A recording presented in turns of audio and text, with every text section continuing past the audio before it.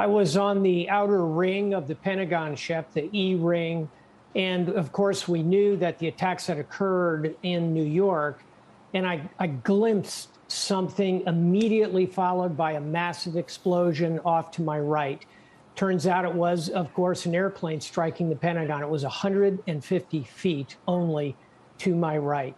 We stumbled toward the fire. All of us were in the Navy. We're all trained firefighters. There was nothing we could do inside the building.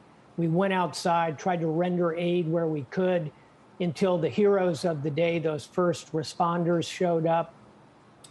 The next day, the Pentagon reeked of jet fuel and smoke. And President Bush came to the Pentagon. He gathered the senior leaders, the generals and the admirals, and he said, "Remember this." And so we went to war. The producers tell me you have something that survived that attack with you now. I do. It's here over my right shoulder, Shep. I had a letter sweater, if you remember what letter sweaters were, at the U.S. Naval Academy. Yeah. I lettered in tennis. And that letter sweater was hanging on the back of my chair in the Pentagon that day. A month later, I was finally allowed back in, and the only thing that survived was that burned, singed sweater with that N on it. I framed it. I keep it with me to remember that day, really in a memorial to those who passed and a reminder how lucky I am to have survived that day.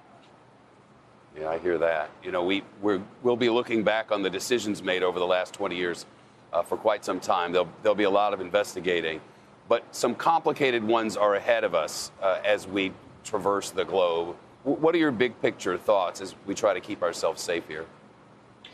Number one, and I think my good friend Admiral Mike Rogers hit it very well, it's cyber and cyber security. Number two, Shep, no one wants to hear this, but potentially another pandemic. We're packed closer and closer. Air travel, experiments in various laboratories around the world. There's a lot of room for error and danger on the biological side. And we should also recognize the challenges in great power competition. As China rises, Russia aligns with China. It's still a dangerous world. We still face terrorism as well. But I think there are new and more challenging times ahead, unfortunately. I'll close by saying what we need is more of that 9/11 spirit. Remember how we pulled together in those days after 9/11. We need to find a path to replicate that in this period 20 years later. We're going to talk about that at the end of this newscast.